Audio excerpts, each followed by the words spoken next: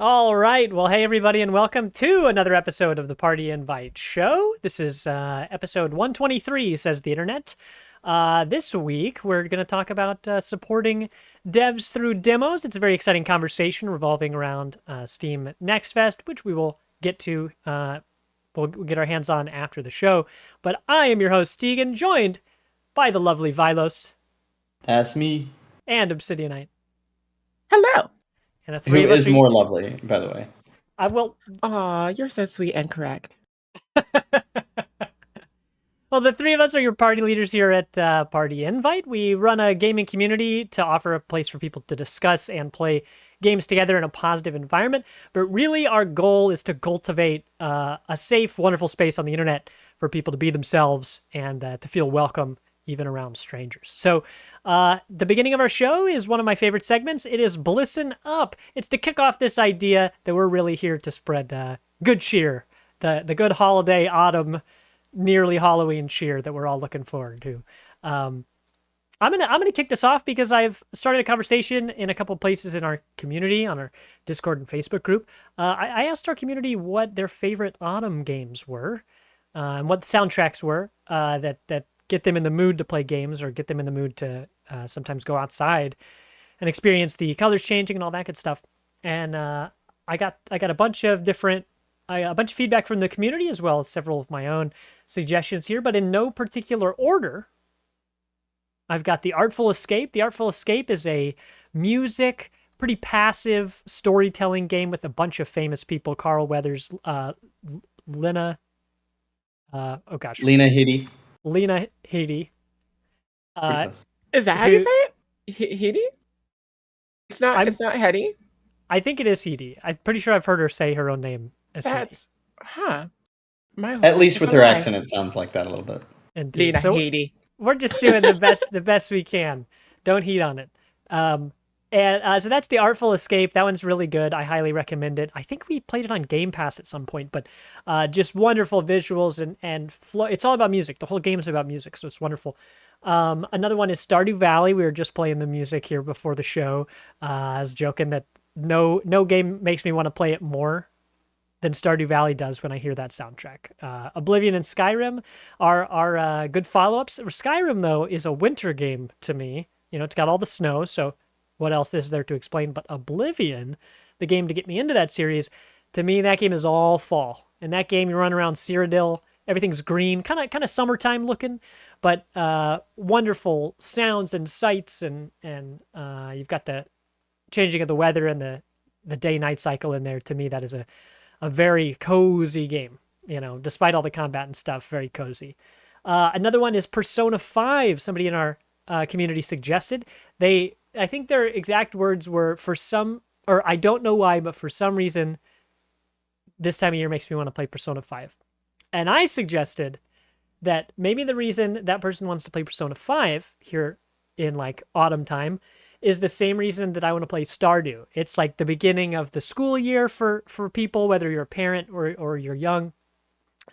Persona 5 is a similar thing. I haven't played it myself, but you know, you've got a daily routine and your character's going back to school, and you've got a day-night cycle and a routine and chores and people to talk to and all these things. So for me, Persona 5 just sounds like a different simulator, right? Like, it's not a farming simulator like Stardew, but it's very much I want to settle in and get into a routine, like a comfortable, fun in-game routine. Odysseus is here in chat, and I just want you all to know I'm never going to play Persona 5. It's too long. I was going to say, if you can't fucking finish Baldur's Gate 3, then you're really not finishing Persona. Like, are you still in Act 1 of Baldur's Gate 3, by the way? We're at the very, very, very, very end of Act 1. So yes. Yes. But we will beat Baldur's Gate, and I have absolutely no doubt about that. But talking about other games, I can't even beat 20-hour games. Odysseus and I are going to try really hard to beat Wasteland 3 because I've got Odysseus with me. I know we're going to do it, but I do definitely struggle to finish games. But that's not the point. The point is I'm never going to play Persona, but people like to play it this time of year. Of course, it's like 100 hours long, so you know you'll be playing it all year maybe, depending on your gaming habits. The other ones are the whole Diablo series. For me, it's less about playing; it's more about the soundtrack. There's a certain style of guitar that the soundtracks use, especially Diablo 2. And man, peak fall, peak autumn. The last two on this list here are Death's Door. Death's Door is a fantastic game that I also didn't finish. Honestly, that's the example I should have used for, like, that game is very good. And I don't have a good reason for not finishing it. I just set it down and I just didn't. But that game is really solid. It's also good, like, you can play in a family room. The other one is World of Warcraft. Of course, the guy who posted that, his wife chimed in and joked. He's like, "Oh, this time of year, I love to get on that WoW grind." And she says, "Bish, you've been on that WoW grind all year. Like, you didn't just start." So I got a big kick out of that. But I would even say that's a similar thing to Persona and Stardew, like getting into that MMO routine. At least the way I see it, there's comfort in it. But I just wanted to share those. I am always, this time of year, this is my favorite season. October's my favorite month. So I love to share things that are in this whole seasonal vibe. You've got October's its own thing. November's kind of its own thing, like music and game-wise. And then December and the rest of winter are their own things too. So I'll definitely revisit these for winter, but thanks everybody who shared. And if you've got things you would like to add to that list, tell us you're live on Twitch chat or hit me up on any of our other socials on Discord, Facebook. I'd love to hear more and compile that list to share with others. Yeah. So, yeah, that stuff all made me smile. I've been listening to that stuff all day today. So, in the mood. Sid, what's up with you? You got something on the list now that you take it a big bite. Let me put the spotlight on you.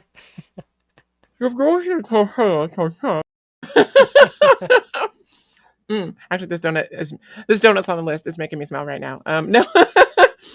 Well, what I have down, it's kind of like what you had. I mean, the one that you had is like, games from the community. But I kind of like want to piggyback on that because there are a lot of games right now. We say this all the time, especially like as of late, is that it's a really good time to play video games right now, especially this week, which we'll get to in a moment. But there's just so many games that whenever I have the time to like sit down and play something new for like 5 or 10 minutes, I'm just like, I want to get this. I want to get this now. I don't have the money for it. I'm so glad I can play it for free right now. But like, I'm just so overwhelmed, but in a good way. Usually I'm like paralyzed by analysis paralysis on like trying to decide what I want to play. If I want to take away time from any other games that I'm currently playing to like try this something out. But I haven't really been overwhelmed, like in a negative light. So I don't know. It's just a really good time to play video games, y'all. It is. As well, this weekend I will be going to prom. Ooh, like an actual prom, y'all. Mm-hmm. Oh, just kidding, not actual prom. I'm like 33. That's life much beyond myself. But there's a local event happening at one of our local music venues called Zombie Prom, and I will be going to that. I'll be attending that. I was invited by one of the friends who will be performing there as a DJ. There's going to be like a whole court. There's going to be nominations for like prom king and queen. So I mean, I'm Egyptian. I already had that queen in me. You know what I mean? So I'm gonna win. Hopefully. We was kings and queens, y'all.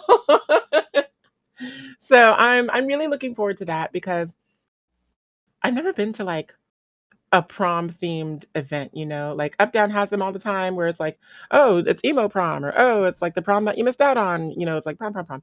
But like it's Barbie prom. Barbie prom. They did do a Barbie prom. And so I'm excited. The venue I'm going to isn't Updown. It's the Ship. So first of all, the Ship is already like rustic and lends to like that kind of charm. Like I could easily see them decorating it like in like a barn that you hide out in or something during a zombie apocalypse or something like that. So I'm looking forward to not only seeing what it looks like, but all the costumes, because October is my favorite time of the month. Halloween's my favorite holiday. Besides October's your favorite time of the month. It's my favorite time of the month too.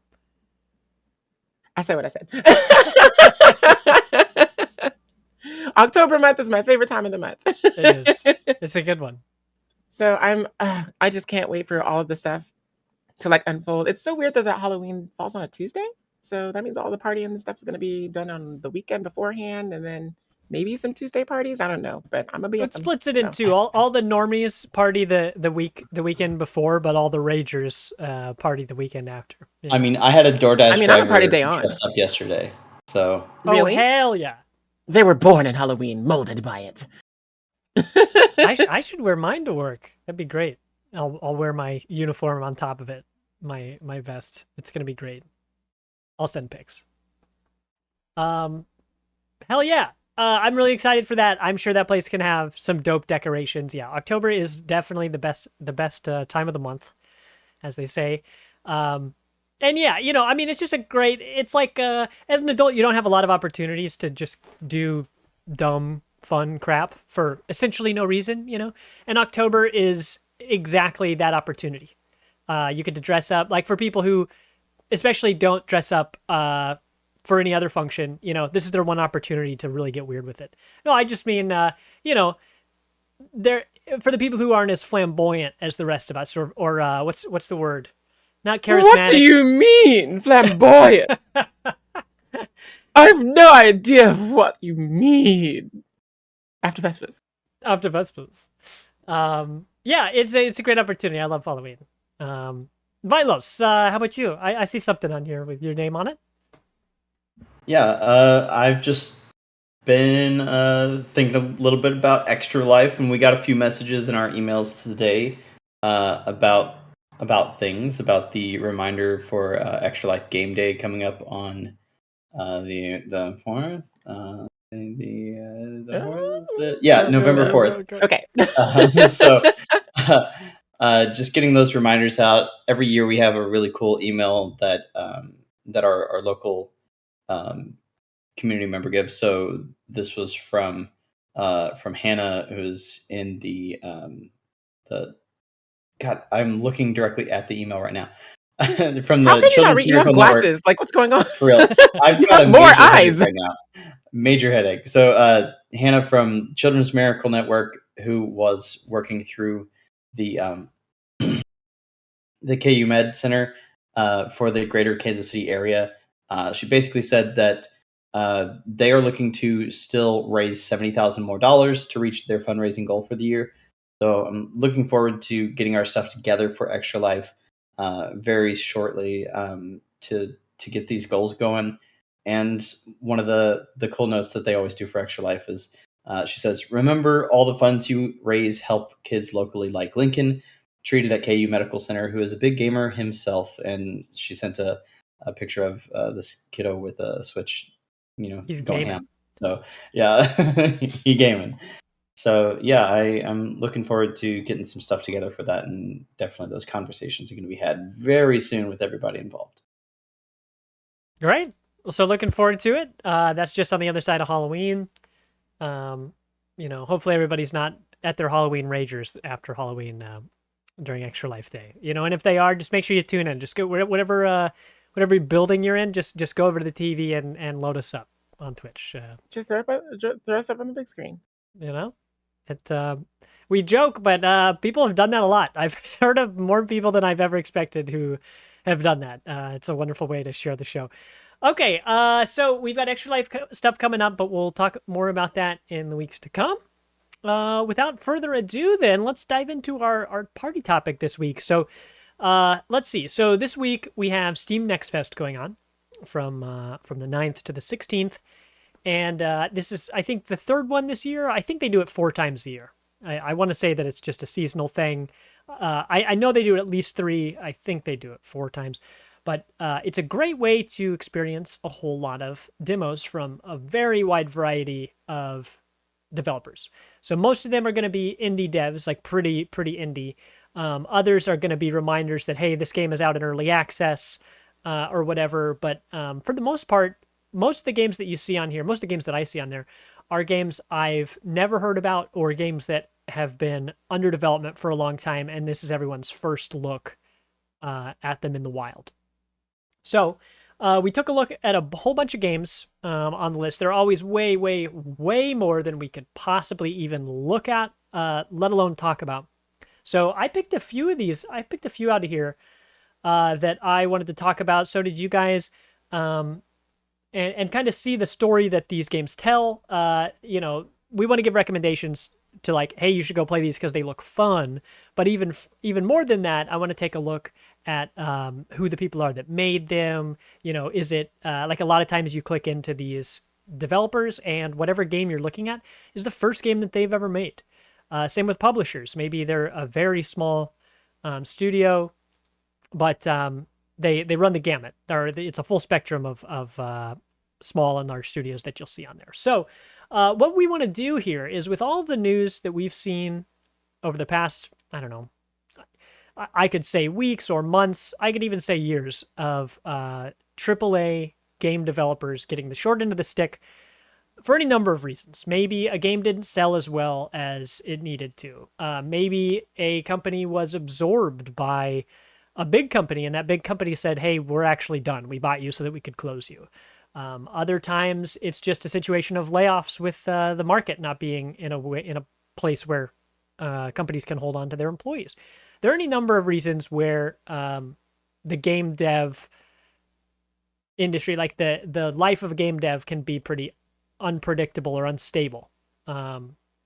So with all of that, when I look around at the comments on a lot of these articles that I read that are referring to unionization of a new studio or the shuttering of a studio, I see that a lot of the comments cite a lot of things. A lot of the comments say, man, if only games would be more like this, if only they had X, Y, Z, if only the studios would do this one specific thing that I think they should do, then they would be fine.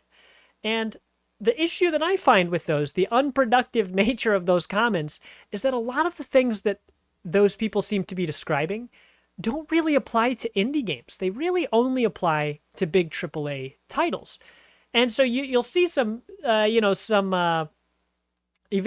indie evangelists in the comments there being like, hey, this and this and this game, all of these indie games have all of these things that you're suggesting. You just got to go find them.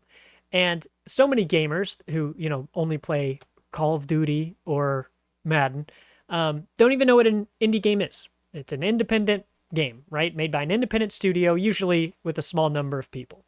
There's still a wide variety of definitions of what an indie dev means, because some indie studios are pretty big. But indie studios are really the best way that you can support developers through grassroots investment. You can play their demos on Steam. You can back their Kickstarters. You can find GoFundMes. There are lots of ways that you can support small studios that completely sidesteps a lot of the BS that comes with a big AAA title. So with Steam Next Fest here, this gives us an opportunity to not only look at these hidden gems, games that may or may not turn out to be great, but they're new, they're exciting, they're made by small studios where if you support them, give your feedback, even if you don't buy the game, simply participating in the demo is helping them succeed. Because you imagine if a demo gets 100 plays or 1,000 plays, and you give just a little bit of feedback, or you play it and you give word of mouth, you tell somebody else, hey, that was a good game. Those little grassroots bits, like those little pieces of advice or feedback that you can offer, really go a long way towards helping those developers. So, would any of you like to start? I'd be happy to pick one of these too. I know, besides just the Steam Next Fest demos that we've picked up, or I should say more clearly, besides the ones that we have picked up this week, Sid, I know that you've got a couple on here that are in the Next Fest that you've played in the past. Maybe we start with you. Do you want to start with your first one here? Sure, yeah. So you are correct in that I have been playing the ones that are on my list for a while now because I've been in the beta, but now they have opened up themselves to the public with the Next Fest, which I really truly enjoy because I get to help educate the people about them. But this first one is called Battlecore Robots, and literally as soon as I saw the trailer for this game, I was like, I'm following the dev, I'm following the studio, I'm following the game on Twitter, like everything. I was like, I need to know when I could play this game as soon as possible. Because if y'all have missed out on being able to play Custom Robo, if y'all grew up with Custom Robo, I know it was a pretty niche game back on and it's on the GameCube's heyday. Because we didn't get it until I think after Smash Bros. Melee. I remember seeing the trophy in Melee for Ray Mark III, and it was just like, what's Custom Robo? It said Japan only. And I was like, well, that's kind of weird. I want to know what this is. And, back then the internet wasn't as internet as it was today. So I couldn't find out like all the information I wanted. But then as soon as that game came stateside, I was like, oh my God, this game is so much fun. And they only released like one sequel to it on the DS, which I think is called Custom Robo Arena. There's a like a spiritual successor that you can buy that's not Custom Robo, but it's called like LTX or something. But both of those games have inspired this game here, Battlecore Robots, which you could play right now on Steam with the Next Fest through their demos. Um, it's a lot of fun. So I'm gonna read the description to y'all, and I'm gonna see. I want y'all to tell me if it rings any bell. So like the story that describes the game, it's like where you like customize your own mech. You use swords, bombs, and all kinds of weapons to defeat your opponents in frenetic battles with unique abilities. So what that alludes to is that while this is based on the combat system of Custom Robo, there are some new like battle tactics in this game that the previous one doesn't have. So for instance, there are overdrives, which are basically your supers or your ultras or your final smashes, which charge over time, and then you can activate them to like lay the smackdown on your opponents and things like that. So um, for instance, the machine that I use called Tegan basically has like a Super Saiyan mode where it becomes invulnerable and has like a really sick 3-hit combo until it expires. So that's one way that you can turn the tide if the tide is against you. But there's also a parrying system, which is not present in any of the mech fighters mentioned before. So if you find yourself overwhelmed by the opponent, you could just throw out a parry, maybe get a stun, and what that does is it eliminates all projectiles that are headed your way, as well as any on the ground, and it stuns the opponent for a little bit. So, really cool different tactics that you can use in this game. So, with unique abilities, play up to 4 players locally or online with Steam Remote Play. So, what that means as well is that that's coming soon, the remote play and online right now. If you do download the demo, right now it's just you can play versus mode against computers. However, they have encouraged using the program Parsec, which is a fan favorite of community-made fighting games such as Sonic Smackdown. I think some of the Mugen games even use it. But basically, I don't know the details of it, but you like basically link computers with it, and it allows you to play locally with whoever you're like hosting with. So there's actually going to be a tournament hosted using that program Parsec this weekend that you can enter if you like by joining the Discord and registering there. So Nice. yeah, the Steam Remote Play, I'm not really sure how that'll work either, but that's what they do have in the cards. I'm really excited to see how the gameplay evolves once people start fighting other people. Because as of the beta, I know people have been discussing what's broken, what's not, but all we know is that fighting against hard computers. So like they're not able to adapt like humans can. And so I wonder how everything's going to change once people start playing over Parsec, for instance, in this tournament. But yeah, Nice. Battlecore Robots, y'all. It's developed by a studio called Yellowfall Games. They are based in Spain. So while we're over here talking about it right now, they're probably asleep. And they're really, really active in the community, though. So if you decide to play this and you stream it, you're a streamer, you're a content creator, they'll boost you in the Discord. They'll shout you out. They'll come and sit in the stream if they're awake, and they will talk to you about the game. They'll answer your questions.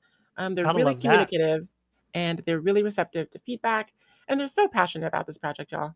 I'm really happy to be a part of like this like community where and I think I've talked about this on the show before, where it's just like it's not even when you get on the ground roots, it's just that finding a studio that's willing to like work with the community and be a part of the community rather than just throwing a bag at a famous person and hoping it gets eyes on their game, Totally. It's so intimate and lovely.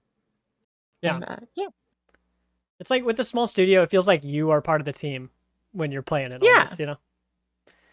almost, Yeah, I always tell the story that the one time I played a game on Xbox called Unto the End, I think, and the dev showed up in all like 5 viewers that I had. The dev showed up and was like answering questions and stuff. He's like, "Hey, I'm Steven. Me and my wife made this game, and oh, that wall that you just passed back there, there's some weird coding error and we had to do some weird thing because we couldn't get it to work the way we wanted." I'm like, that's crazy. Like, where else am I going to find that? Like, I actually get to The talk to the lore. devs, that's so cool. And you know that to them, that the reason they're in your stream is because it means so much to them that someone's playing their game. And of course they want everybody to enjoy it, but just showing up is so cool. You know, that's a moment I'm never gonna forget. Well, awesome. So that so you said that is Yellowfall Games based in Spain. Mm-hmm. If it's all right, I might hop over to one of mine that is based in France. Which one? Ooh, France, or Yeah. as See, the Miss Universe, France. Have you guys heard? no. What are you talking Oh my about? gosh! So it was like I know it's a bit of a tangent, but it's relevant because we were talking about the countries and stuff. So there was like this Miss USA pageant, and they were all introducing themselves, and it's like a supercut of all of the models introducing themselves, and it's like, um, you know, España, blah blah blah, and then like Belgium was like Belgique, and so they're introducing themselves, and then the first model for France, because apparently she was she was replaced or something, but she gets up there and she goes, France. And it became such a viral sensation that of course SNL had to pick it up, and so you could actually look up Aubrey Plaza playing the French model, and it's a really funny skit. Oh, we're gonna have to I, get a link to that. We'll I'll see if I can find it and I'll put it in chat. I do want to say before we switch over that if you do download the demo today for Battlecore Robots, you will have access to the story mode, which allows you to unlock parts via challenges and completion to take into the versus mode. So if you do decide to take part in the tournament, make sure you complete that so you have all the parts at your disposal that you can use to, beat your foe's pulpin. All right, yeah. Unity. nice. Unity. Well, cool. I realized that the one that I was going to talk about is actually Karmazoo. So I'm not going to talk about Karmazoo because we're going to play that after the show this week, and then next week we're going to come back and actually tell you about it firsthand. But they're based in France, so I was going to pinball from Spain to France, but don't worry, we've got other stuff in here. What I'll do instead is I will I'll pick my longest one out of here. This is Deep Rock Galactic Survivor. This is a game that's newly announced from the creators of Deep Rock Galactic. Deep Rock Galactic is a game that we certainly love around here. It is the original Deep Rock is a 4-player co-op where you're using traversal items and digging underground, killing bugs, and exploring the dark to get treasure and come home, essentially. It's very fun. The tagline for it is danger, darkness, dwarves. And because you're dwarves in space. That triple D, It's awesome. I love that triple D. We know it. So Deep Rock Galactic Survivor is a vampire survivors type of game. Not quite a bullet hell, but not far from it. It's like a twin stick shooter kind of game. The sounds and guns and enemies and everything are straight out of Deep Rock. If you only listened to the audio, you wouldn't know that it was a different game, which is it's a good thing. Because the audio in that game is very good. This demo is out right now. It's very good. I mean, I hear it's very good. I haven't played it yet, but I certainly will. It's a single player vampire survivor, like I said. I know our friend Odysseus has played it firsthand and had good things to say. Anyway, I went down a little rabbit hole, or a dwarf hole, I guess in this case, and found some interesting stuff based on the people who made this game. So the original Deep Rock came out in, I think, 2018 in early access, and early access is something that comes up over and over and over again as a boon to developers of all different sizes. One of the I think the CEO of Larian Studios, who made Baldur's Gate 3, which is obviously not an indie game, but he came out and in an interview said that the early access side of things was like the reason that they were able to make the game what it needed to be. It released to people, they gave a bunch of feedback, they took that feedback back to the devs, and then they turned it into the game that we have today. They said that without that early access, there is just no way that they would have reached that. Because when you build the game without the community, you're kind of just guessing. You're hoping that you're going to land in a place where they want you to be.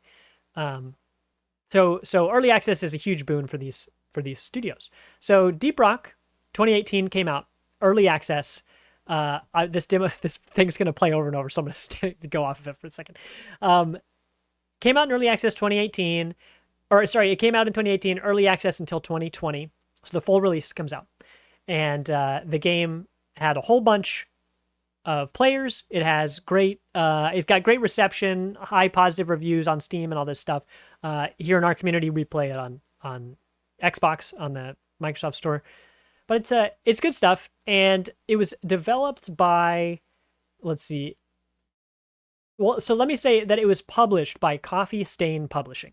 So when I went down this dwarf rabbit hole, I found that Coffee Stain Publishing is owned by the Embracer Group, which has been in the news lately because they've been just sucking up a ton of studios. Unfortunately, a bunch of them just been shuttered, so that's really bad. But in this case, Embracer Group owns Coffee Stain Publishing. Coffee Stain Publishing got a stake in Ghost Ship Games, who developed Deep Rock Galactic. So what happened was the game did really well, and most of the marketing for Deep Rock Galactic has happened through word of mouth. So instead of a huge marketing budget and all these things, people just liked the game, shared it with their friends, told them about it, and the game grew, and it continues to grow. So what Ghost Ship Games did is they took over the publishing from Coffee Stain. So Coffee Stain still owns them, and in fact now it's called Coffee Stain Holdings because everybody owns everybody. It's a whole thing. But Ghost Ship Games essentially publishes and develops the game all on their own without any assistance. So those games are so successful they decided to do more. So they made DRG Survivor, which we're talking about here, where Ghost Ship Games is the publisher, but someone else is the developer. Let's see if I've got it written down here. Oh, I wanted to say that Coffee Stain, you might recognize their names because they've published games like Valheim, Midnight Ghost Hunt, which we just played last weekend. We're going to play it again this weekend, and Satisfactory. So let's see.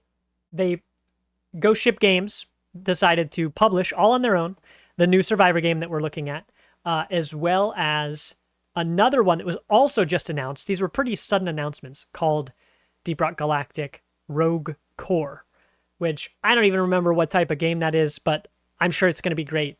Like, they're just crushing it on all fronts, especially if the Survivor demo went so well. I'm pretty optimistic about all their other projects. But Rogue Core is supposed to come out this year, like sometime in the next couple months. Survivor is going to come out first quarter of next year. But yeah, in Rogue Core, that newest one, Ghost Ship Games is fully in charge of development and publishing, and it's just so cool to see them have such success growing from this tiny, small, needs a lot of help dev studio into a big dev studio, into its own publisher. And so I read this great Polygon article. The headline of the article, I'll link it here, but so you can look it up on your own. It's called Deep Rock Galactic Dev Launches Publishing Label to Get Games on Steam. And so I read this great short little interview with the like three founders of the studio, who were saying that, so they're a Danish company, they're from Denmark. And as they grew with their success with Deep Rock, a lot of other, especially European, but a bunch of game dev studios would come to them and say, hey, you have experience with early access and with building a game on a community, with a community, and getting your game on Steam. Help us out. And so Ghost Ship Studios decided that they wanted to start publishing other Danish studios, because they said that Denmark does not have a single traditional game publisher at all. They didn't use a name, but they said that there are Danish mobile game publishers, but there are no traditional games. There's no publisher that makes games for Steam that's based in Denmark. So they want to be the very first ones to do that. So now they're using their success to turn around, and they've got two other developers. I don't have the names of the games in front of me, but they have two other studios now that they're working with to create these new games that are Danish. And I find that so inspiring that they have immediately turned around. They said, hey, we did well. Now we want to give back to you guys. We want to have a specific focus on helping startup studios from our home country. And I didn't know any of that stuff before I went down this dwarf rabbit hole today, looking up the demo for DRG survivors. So I was really happy to find that out. Their story is still growing, and that article I read was from earlier this year. So I'm sure there's even more information that's available now, and hopefully this thing is such a hit that we'll be able to hear about it immediately. But I'm all in on Ghost Ship Studios right now. I love the connection they have with their community. Obviously, the games are fun, and that's important, but it's everything else that they're doing that I find, special. Like, that's really what sets them apart. So hopefully I'll have more good to say about them soon. But yeah, super awesome stuff. Deep Rock Galactic Survivor is the name of this demo. Go play it.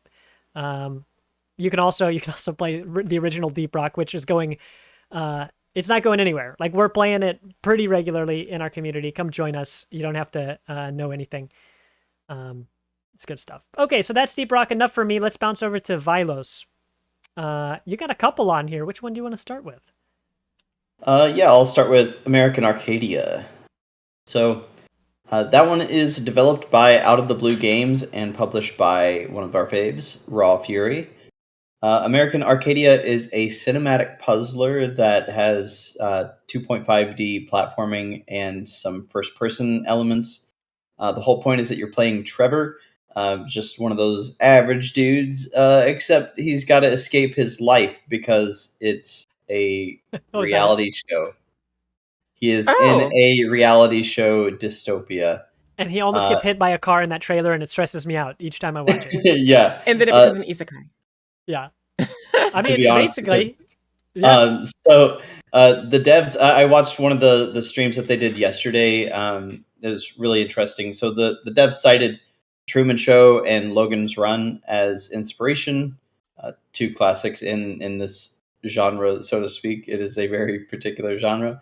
And then they slathered that idea with a surprisingly gorgeous 70s visual style that just pops with color, and it really enriches the sneaky sci-fi of the world because the city itself is called Arcadia. It's got like millions of people in it, and the entirety of the city is involved in this reality TV show.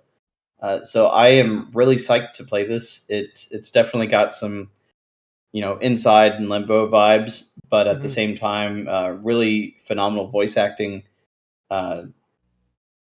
It's really the pinnacle of a cinematic narrative. And the way they talked about it on the stream yesterday, it's probably anywhere between a 6 to 10 hour game. It's full of mystery.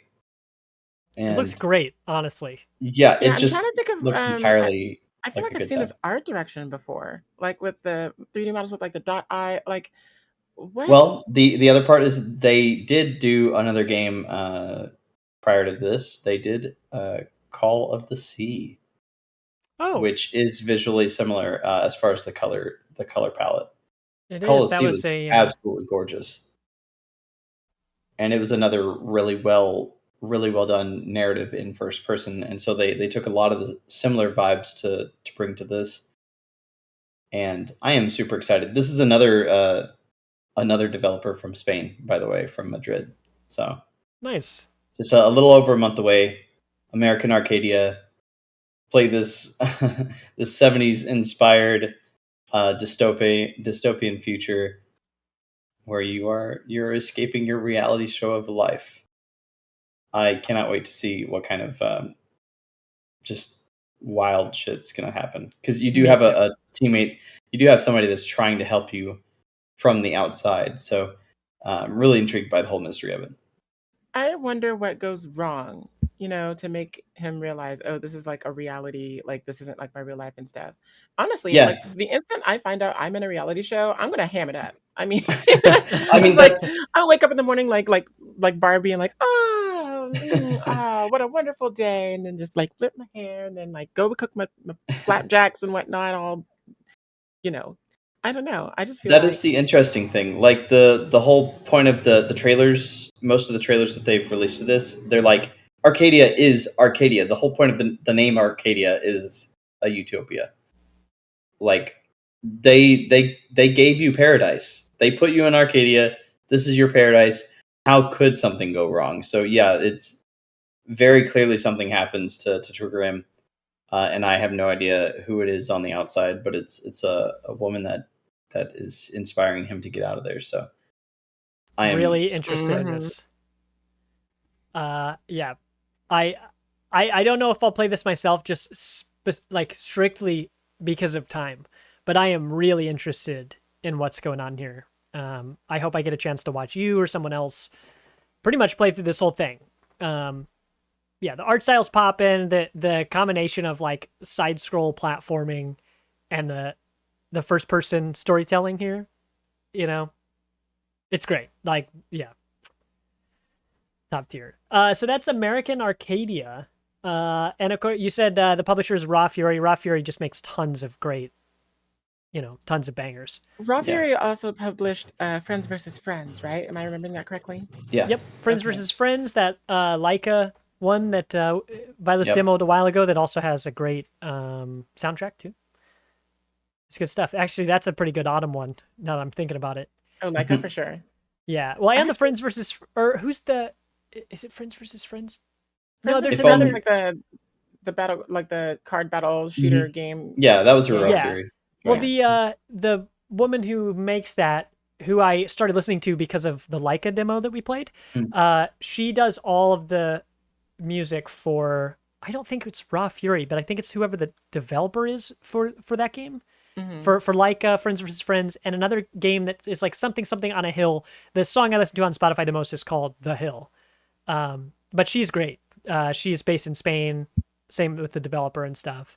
But yeah, that stuff's awesome. I'm thinking with all of these studios that are from overseas that we're playing demos of, maybe the biggest benefactor or benefitter, yeah, maybe the studios that benefit the most from these next fests are all overseas. Like this seems like a great opportunity to break into a new market when all you have to do is put a game in front of someone and they can just press play. And Head Up Games is who developed Leica. They're in Germany, so yeah. I mean, there's so many Wow, we are amazing going all developers over the world overseas. today. Yeah. We're going from Spain to France to Germany, The whole of Europe. Well, sweet. Well, let's keep rolling forward. I'm really interested in American Arcadia. I hope we get to hear about that soon. Oh, do we have a release date on that? Did you look November that up? 15th. Yeah. Oh, cool. 3 days from now. Awesome. As of the time November 15th. Yeah, like I said, 3 days and a month from the time of recording. November's my favorite time of the month of October. Yes, you understand. Sid, what if we bounce back to you? Sure. For this other one you got. All right. So y'all already know the kinds of games that I play. What hits my bingo card and whatnot. I like that colorful potato graphic vector art, health bar nonsense, super cartoony, zany stuff with like really cool, catchy music. As you do. And this game is no different. It is called BapBap. And it is as fun to play as it is as fun to say. Like I just always, whenever I hear the name, which it does say in the game when things happen, I just have to repeat it because like BapBap, it's just so fun. But as silly as the game sounds, it's actually really fun. So it's really cool, like almost really competitive sort of game. It is what I like to call a MOBA Royale. So it takes the elements of a MOBA, which is going to be like the isometric top-down view with abilities that go on cooldown that have skill shots and ranges and things like that. And then it sticks you 3v3 or solos in an arena with a shrinking, safety zone. So that's the Battle Royale part. So it's a MOBA Royale, as I like to call it. I don't know if that's an official name for the genre, but I'm coining it now. You heard it here first. Party Invite Show. All right. We got it. This game is brought to us by BAP HQ. So, I mean, I'm pretty sure this is the first game that they've made, and it's going to be like their passion project for whatever, comes to the future. And anything else that they do is going to concern the characters from BapBap. So, I'm not really sure of their story. I didn't actually do any research on them, but I do know that I like the product that they have brought to the table here. I've been playing it since I think the 6th. Because they have been having a closed beta. Of which month? That's as important. Of October. Perfect. And they've been updating the game pretty steadily, and so now with this open beta challenge that they have going on during the next fest, it's probably the sharpest and most balanced it's been, which people in the Discord are really appreciating. Although the character known as Chuck, who is the big buff duck that you probably see if you're watching right now on Twitch, you've seen him on the screen. He's a big buff duck, literally like Bane the duck. Apparently needs some rework, so we'll see how that evolves. But I am going to read the store description to you so I can give you a better idea of what to expect if you download this game. It's described as the wildest free-to-play battle royale featuring a fresh lineup of characters packed with unique abilities. Round up your squad and fight your way to be the last team standing. So, I mean, pretty self-explanatory. It is like a battle royale, like I said, with those MOBA elements. Now, what you have to do to be successful is you'll be dropped into this map like any modern battle royale. You have to go through and collect all the gear to strengthen yourself. And the way that you do that is by defeating all the mobs on the screen. There's going to be mobs scattered throughout the map. So it's kind of like a PvPvE experience, but instead of like extracting or, getting the most whatever materials or resources, you actually have to eliminate the other teams because it is a battle royale. So that's the premise of the game. It's just super fun. You're like, look, you cannot be friends with everybody. You have to kill them. I'm sorry. You really do have to kill everybody, including your teammates, because they give you their loot. No. Actually, if your teammates are eliminated, they do drop a tombstone, which then you can loot, to preserve their loot so that they can get it when you revive them. Of course, that's the only reason you would take that. Right. Friends. Yes. No doubt. You've never done that to anyone ever. The sovereignty has never been the priority ever in a game. This is appropriate. I said we weren't going to talk about it, but in this game, Karmazu, that we're going to play, this co-op game, one of the mechanics is that you throw your body at danger, and the tombstone that you leave behind can be used for traversal for your friends. So, wow, that's actually really fun. Yeah, it's going to be great. A real example. Thank you for your sacrifice. Yeah, exactly. We'll stand it back. We'll just be like, go, you first. Vilos will be our Yoshi. Aw, his face. Hey. Okay, I'm sorry. I'll stop picking on you. Maximum effort is what that's going to be. Good news. It looks like you respawn even after you self-sacrifice, but we'll see. Yeah, well, that's definitely not the case in BapBap. You have to find a revived shrine and stand there until your teammates are revived in order to return them here. But I think it's really cool, not only because of like the premise of fusing the genres, and you know how I love genres that get fused together, like with DKO, it was like the Smash Bros meets, I can't even Smite, Right. So, but what's really cool about the mashup, not even just the mashup, is that like the characters that there are. I mean, watching the trailer, you see right here, there's so many different stylized characters that you can choose from. It's not just like a generic, badass soldier or crippled something. I don't know. I can't even think of generic. They're so generic, I can't even think of them. But I mean, you are nailing this. I'm so nailing it. You were supposed to say raccoon in a wheelchair. That was the point. Yeah. Oh yeah, we do see them in Overcooked and Moving Out. Really? Are those one of the same people? I don't think Some so. of the But they same look. Team 17 people. Yeah. Oh right. Okay, all right. Well, then I mean, honestly, a raccoon in a wheelchair would fit in with this cast of characters because I mean, you got a buff ass deck, you got a living fish in a bowl piloting a mech. Well, hey, you know what? Because of the size of this game, giving feedback like that could result. It could actually get them to add it to the game. No joke. It's actually funny that you say that because someone today in the Discord was like, I want to see a monkey in a wheelchair. So I was just like, are y'all in the Discord? And then y'all explained the joke about Overcooked and everything. But no, somebody actually did suggest today a monkey in a wheelchair as a character in a game. And I don't know if they were serious, but I mean, it's something that could possibly happen. Yeah. Hell yeah. But yeah, cool. If you download the game today, you can enter the open beta challenge. It is a tournament in which you can compete for money, real actual moolah, not cryptocurrency nonsense or NFCs or anything like that. NFTs, not NFCs. But yeah, it's a prize pot of $15,000. Really? Yes. First place will get $6,000. Oh my gosh. Okay, Sav, if you need to practice against me, I'm willing to support this cause. Well, considering it's trios and there have been people that have been playing this game since like it was like super duper alpha mega Ultra Hyper EXD first, embryonic stage. And Knuckles, yes. And Knuckles and Knuckles and Game and Watch. $100 he will join and help you practice. Honestly, I mean, we could be the trio that, takes home a participation banner. So like Yeah, participation. We can dream. But it's free to enter. All you have to do is just download the game. Now, this game is playable in browser. So if you don't have Steam, you could play BapBap.gg. That's all you go to. However, if you do decide to do that, you are ineligible for the competition. You can still play the game, but you just can't enter the competition. But download the game on Steam for free. And then you can use my referral code to enter, which is my name, Obsydianyte. And if you win the 15,000, you owe at least $500 to Sub. That's all I'm saying. It's part $500. Its finder's fee is like 10%. Wait, is that? Hold on, wait. I don't know math. Wait, is that actually? I think that's actually. I can't figure it out. Oh my gosh, it's $1,500. You just move a decimal. Oh my god. Listen, we know that I'm not the numbers person. Vilos is the numbers person. This reminds me when I was searching for autumn video game music this past week. I just stuck those words into Spotify and I was like, this app's not really made for searching, so I don't know what's going to turn up. So one of the very first things was a playlist with 1 like on it. The picture on it is this like motivational, it's like this motivational poster thing.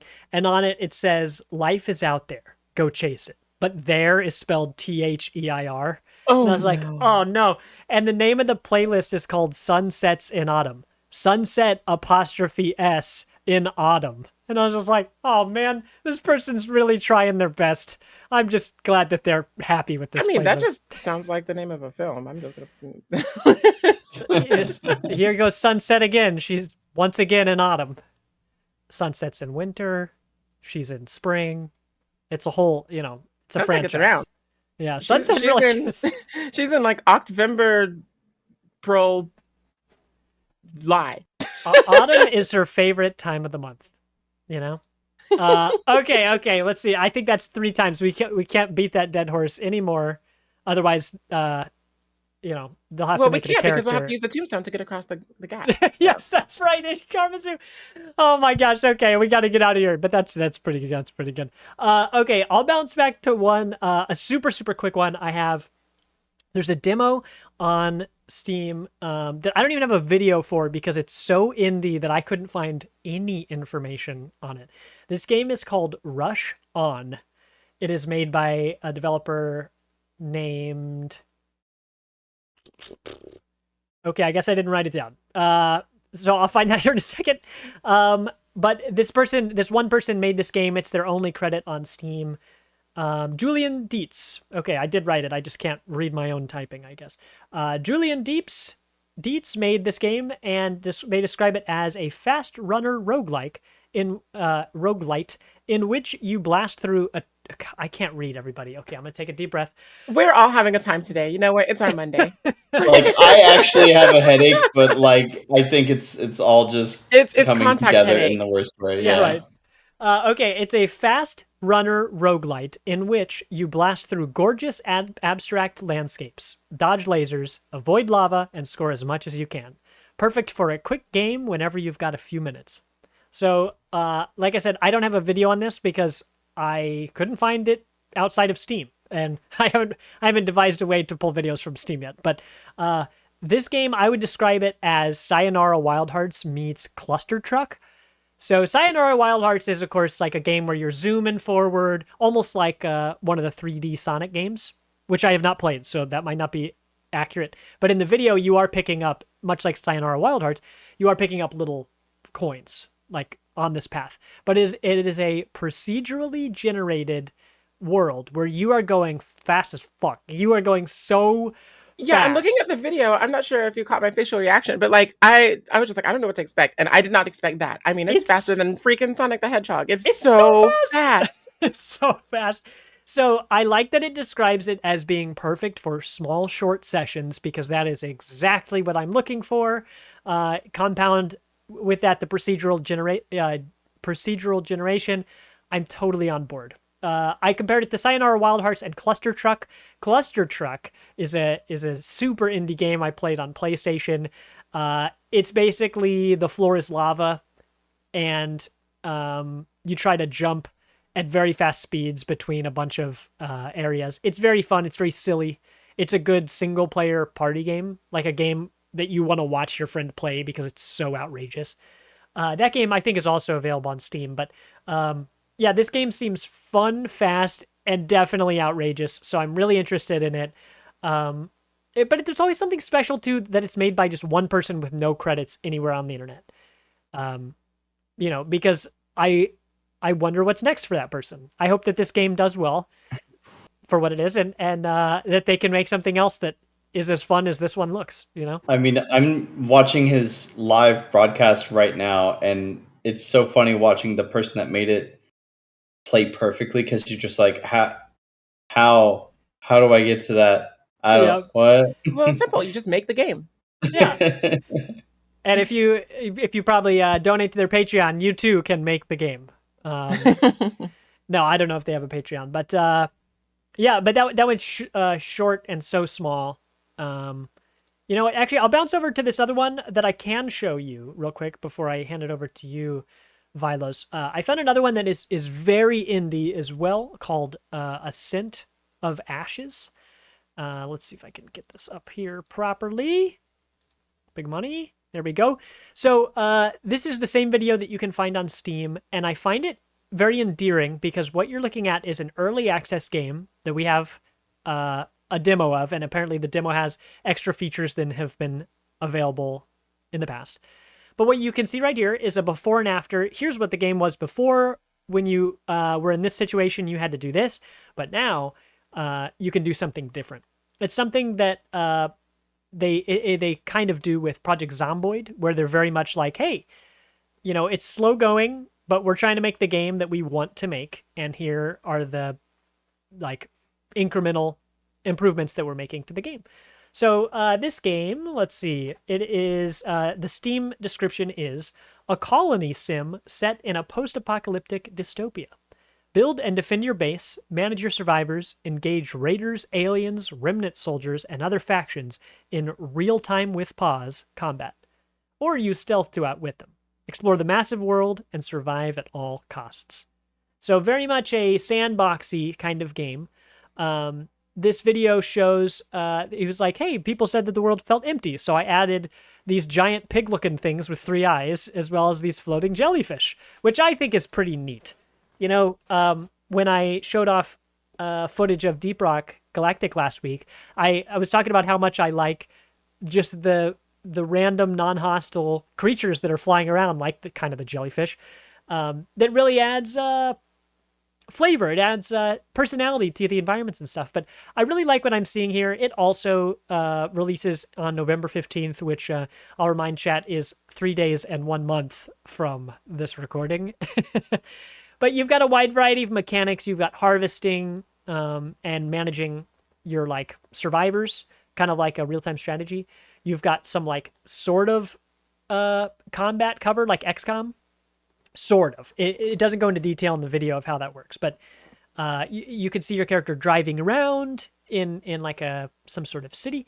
But there's a lot of stuff going on here. But what you can't hear is that the developer, who sounds very much just like an average Joe, not an influencer, this is someone who makes games. They don't market games, and I find that endearing. So I really like this. I know that I've seen this in a past demo before, so I hope to get my hands on it either this next fest or even try it out after it comes out in November. But big fan.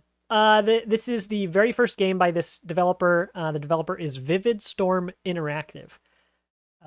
And it's published by Camland Games, which when I looked in their lineup, all 4 of the games that publisher has, they're all in the works. The first one comes out, it's this one, November 15th, and all the other ones are slated for sometime next year.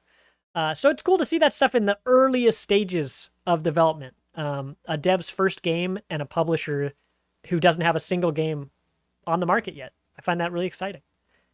So, Ascent of Ashes, I will have to look it up. I can't remember if you can play with more than one person, but I think it's only single player. I don't think I found any co-op stuff about that one, but yeah, seems pretty neat. All right, so that's it for me on that one. I got one more when we circle back, but Vilos, let's bounce back. We kind of have similar vibes with this other one. The one you're looking at is Urban Explorer. Yeah, I was, with Next Fest, there's always the chance that you'll find some things that are lesser. No offense to any of the devs out there, because they really do put a lot of effort into a lot of things and bringing their creations to life. But sometimes you see a screenshot or something, and you're like, that's clearly not at a level that I want it to be, right? Mm-hmm. And so I went through when we first talked about making the Next Fest the point of this podcast, and Urban Explorer, I was like, man, they couldn't have gone with a worse name. But I watched the videos that they had of it. I looked at the screenshots, looked through all their descriptions of the game. So it's developed by Pyramid Games and Woodland Games. It is a first-person exploration game. So specifically that, and it basically looks like you're traversing an apocalyptic world like you might see in a Dying Light or Dead Island or even like a Left 4 Dead. There's no hints that like it's a zombie apocalypse or anything, but there are definitely keys that it is clearly an apocalypse of some sort, and you are to explore these environments. They're interesting. A lot of them are kind of factory style and ruin-ish areas. You are supposed to explore and capture images and intel on all these different places, and clearly there's some sort of narrative to unravel along the way. Very much has that feel of the OG Outlast. You do have a camera, and then you have like a drone that's also available for use, and it's customizable and all that. There's some hazards to worry about, like some of the buildings will actually crumble around you. And there are some animals in the wild. There is no combat as far as I could tell, so that was cool. And so that really gave me the sense that it was a much more reasonable and realistic, potentially less stressful take on exploring the post-apocalypse. And so that's what really drew me into it. Obviously, they actually mentioned they also have some sort of parkour traversal. So that's where the Dying Light came in for my point of view on that. They didn't show off a whole lot of the parkour part of it, but they've been streaming, I think, every day of this Next Fest so far. And I try to tune into a few minutes of it at each time just to see what's left. But as you can see on the video, you're just taking pictures of like potential like old warheads and the crumbling pieces of these really interesting places. I'm intrigued. I hope that the narrative is cool. I hope there's a good reason behind doing all this researching and these capturing the visuals of these places. That's really all I want from it. I want a decent narrative behind it. So hopefully they provide that, because the world that they presented so far is interesting. Mm-hmm. Yeah, there's cool stuff in it. I hope that I feel like the narrative is the one thing I'm the most nervous about it delivering, because like if I think about Inside the Backrooms, which has similar vibes where it's exploration, it's not a combat game. Like if you are faced with danger, you generally run. That game struggles to deliver narrative, and I haven't played Outlast. I've watched plenty of footage of it. Well, that's not true. I played like an hour. It was very spooky. But I feel like narrative is such a delicate thing in this kind of genre to deliver. I don't know. I hope that we really see it. I like the wide variety of environments you're seeing. You've seen inside a factory, like some sort of war factory. Mm-hmm. You see outside of that factory in like the woods, there's a cemetery or something. But then at the end of that video, you see like inside of a well lit decorated room, like in a house, you know? So if they have that wide variety of colors and all this, which is great, because I think in games like these, they tend to they tend to struggle having like a lot of samey environments, right? Mhm. Oh, you're in the asylum. Okay. Oh, well, now you're in the prison, you know? And they're all yellowish gray. The fact that this has visuals that are pretty distinct from each area, I think is inspiring or encouraging. I mean, I hope this does well. You know, when you first linked this, I wasn't sure. I was like, what's even here? But as I've like rewatched it, it seems like there are a wide enough variety of mechanics that this at least has potential. You know. Mm-hmm. Yeah, I kind of worry that it and might be oversaturated with mechanics because like is the game going to get lost in its own like game? Sure. well, from what I could tell in the little side, it's not your health bar in the bottom left, Mhm. but I think that's actually mission progress because every time you see the camera actually the shutter go, the bars go up a little bit, like you progressed in that mission. So I'm wondering if that's the case. So for me, it's like, okay, if the narrative is there, I wouldn't mind it being really linear. But at the same time, if the point is exploration, like, is it going to be less open world because of a narrative? True. Um, like that definitely is a concern for me, and the mechanics would be a concern for me, except when I was watching the developer stream, I actually had to turn off the volume because they were extremely boring about what they were doing. Oh Oh no. no. They just make the game. They don't market it. Yeah, so they So were I'm walking down finding this hallway and I'm taking a picture of a missile they and were when basically doing that. Like they were talking about things that absolutely didn't matter to anyone but them, which is like, okay, guys, but like sell me on the game, man. Uh, they were picking up documents like the maps and stuff that you see in this, and then they would just like waddle over to a spot in the room where some things were, and they would just scan them. So it's As like, you do. is that the entirety of the game? Hopefully not, but we'll see. I'm very intrigued by it. I definitely have some expectations that I hope it meets, but uh, it's not just a walking simulator either, which I love walking simulators, but again, with those you have strong narratives. So we'll just see. And I didn't notice a date on it, so it's probably got a lot more time to cook in the oven. But I did download the demo, so I'll probably be talking about that next week. Right on.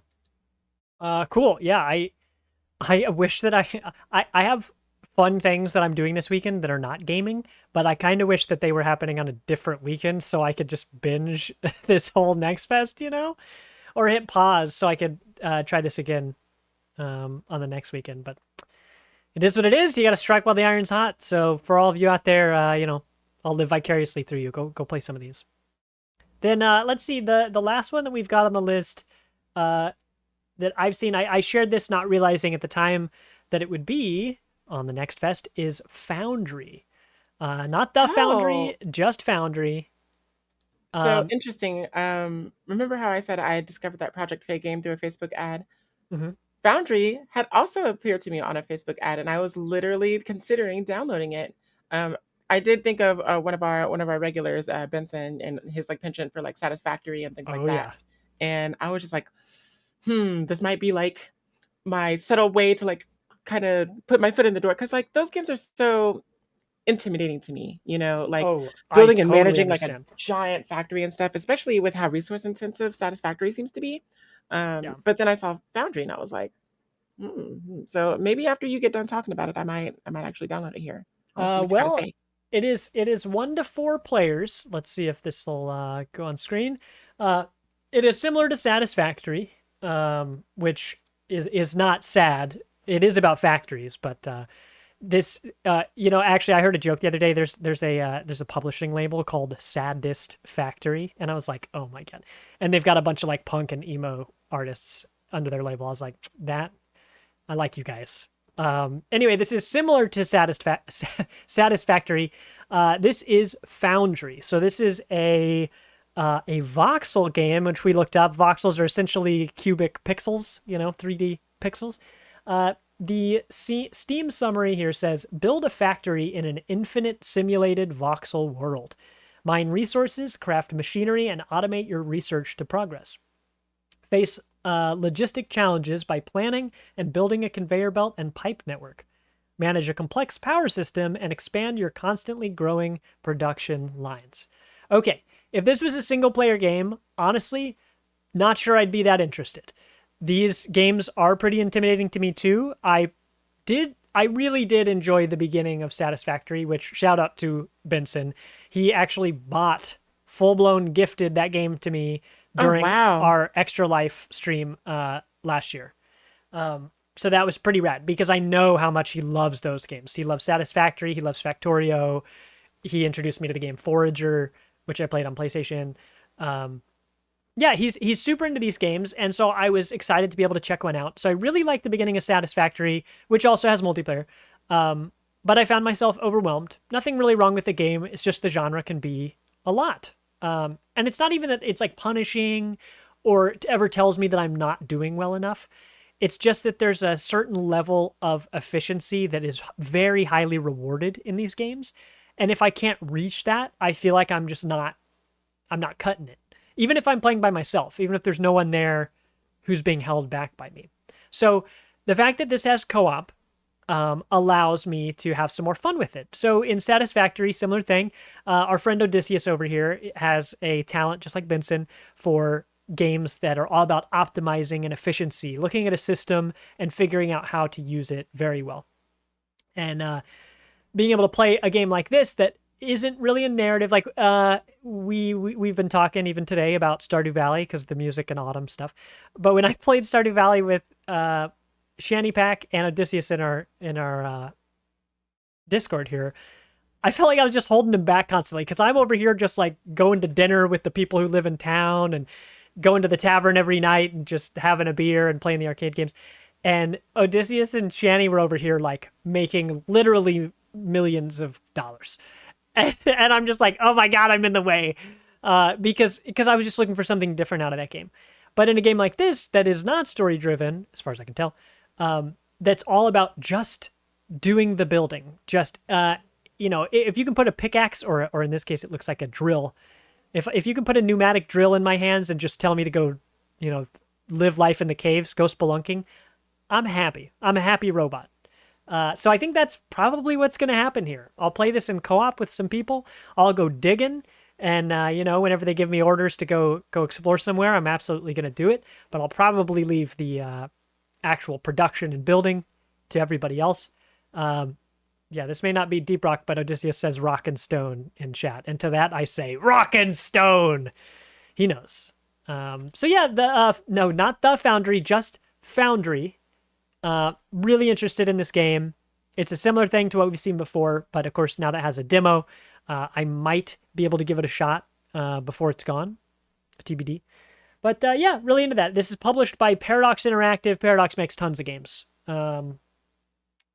Let's see, and it's developed by Channel 3 Entertainment. It is their first game from that dev studio. So I'm here for it. It seems to, you can tell by the trailer, they've got the factory thing going on. Since I don't play a ton of these games, they all look similar to me, and without your hands on, it's hard to tell where it stacks up with other games in the genre. But the trailer does have a lot of humor in it, because you got these goofy robots running around, and because you can see there are 4 people playing in the trailer. You can see them like throwing bombs at each other at the end of this video and stuff. I'm here for it. So it's like that kind of personality that sets it apart for me. I'm interested. As a co-op game, I'm definitely interested. So, cool. I hope I get a chance to check that out. I think that arrives for real in November. I'm sure this video that's played like 4 times says it, and I just didn't read it. You know how it is. It's like Vilos trying to read and speak. The email earlier, we've all been there, Fight a nickel. So, So that's all great. So the games in the order that we talked about them, let's see if I can get this right. We had Battlecore Robots from Sid. We had Deep Rock Galactic Survivor from me. Vilos had American Arcadia. Really interested in that one. Then we bounce back to Sid with BapBap. Back to me with Rush On and Ascent of Ashes. And Vilos with Urban Explorer. And then finally, back to me with Foundry. So that's a bunch of games. We could have done this all day. We could have a 24-hour stream where we only talk about all of the different interesting demos in Steam Next Fest, and we still probably wouldn't cover all of them. So, we wanted to use this as an opportunity, like I said, to show how playing demos is an opportunity to support the devs. I hope that talking about all of this has shown the value in that. We love indie games around here. We play a wide variety of stuff, including AAAs. You're going to find me playing some of the big multiplayer games, but we really love the indie scene here, and it's easy to feel like your voice can be heard as a gamer, as a player in this space more than any other space, So go play some of these demos, give your feedback, put stuff on your wish list. Even putting stuff on your wish list goes further to giving a developer an idea of how much people are interested in their game, whether they're doing something right or not. So yeah, if you want to be a part of that, go check it out on Steam. I will say something we'd mentioned offhandedly when we were discussing this before the show was that we wished that we could see more demo opportunities like this in other spaces. So other spaces, the one that jumped out for me, I wish so badly that the PS5 just had its own version of Steam Next Fest, where you could just do a demo of a PlayStation game, I don't know, 2 or 3 times a year. Like if they had that, I would play my PlayStation more. I barely play my PlayStation or my Switch since I became, PC focused. But if they had demos in there, I'd be hopping on that thing way more often. I mean, logistically, it seems a lot more difficult to roll out demos for a lot of platforms. It seems much easier on Steam. Steam also has integration in a lot of different ways. But I sure wish that we had something like this on other platforms. Because this isn't even just a PC thing, it's a Steam thing specifically. So it'd be cool if Epic, I think that's what you had said, Sid, if Epic Store had more demos, and they have some demos, and they have free games as well. Yeah, and they have the free games I think it's like 2 free games per week. It's either per week or per month. I can't remember which. It is pretty regularly, which is cool. And then other services that you do pay for, they're not free, but you do get bundles. PlayStation just rolled out some news I didn't read, but I saw that this month's games for PlayStation Plus, they're a bunch of bangers. There's I should have brought the list up before I even started speaking, but I think it was like 5 different games, and I recognized all of them. Gotham Knights, House of Ashes, those are the first 2 that I remember. This guy reads. That's what I'm talking about. So they seem really cool, and it does give people an opportunity to play, but you do have to be paying for the subscription, which, like, if that's your primary console, then that might not be a big deal. Maybe you're paying for it already, either to play online games or just to get the free subs, the free monthly games. But I think these demos are a great opportunity to for devs to reach new players. And if it was me, I feel like the people who are the least familiar with the indie game scene are the people who are on console only. So just as an ecosystem thing, I would love it if more console gamers had a very low commitment or low barrier opportunity to reach some of these demos, to see what the hell an indie game is, and some games like focus on local stuff. There's an ongoing, a persistent debate on online gaming versus local gaming, and so when you think about Steam versus console, that stuff gets a little bit dicey.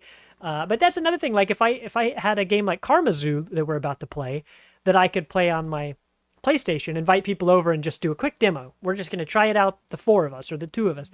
I would just love that. It would make choosing a party game so much easier.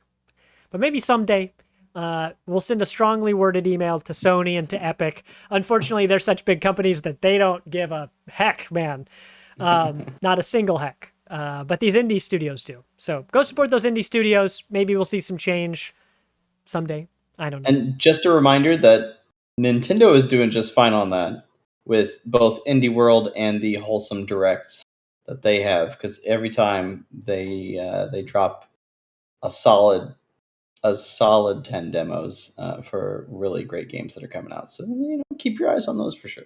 Maybe the next time that happens, let us know in the Blissen Up, because I haven't dusted off my Switch in ages. But if I had demos to play in there, I'd find reasons to, if I was able to play a demo sitting on the couch while my partner's like playing Elder Scrolls, doing her dailies and stuff. Oh baby, I'm there. I do like the fact that an indie world is like specifically focused on getting like indie games and studios in front of the people, as opposed to like in the regular Nintendo Directs where they're just like, okay, here's a bunch of games that like coming to the eShop soon. Okay, 2 seconds of that, 3 seconds of that, 3 seconds of that, 2 seconds of that, and I'm just like, what? I need information.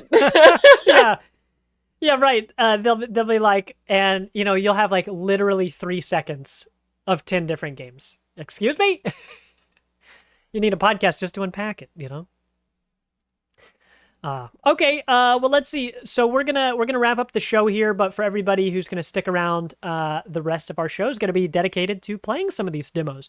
So it was tough to even narrow down the ones that we wanted to play, because I saw like 4 different games I'd be happy to play right now, but Same. limited time, So we're gonna kick it off with Karmazoo, and we're gonna play some others. We've each the 3 of us each have one lined up that we're gonna try to sneak in. So for everybody else, stick around. But for everybody listening from the future, thank you for listening to this episode.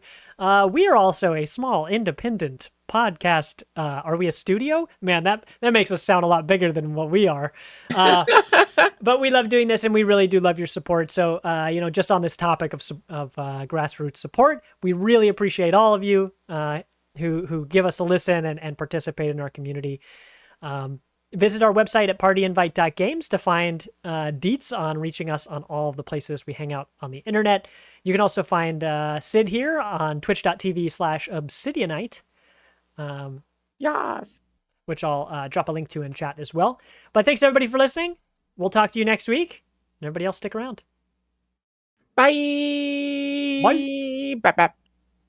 Vilos, it didn't even go. I saw you say it. Oh man, big rip.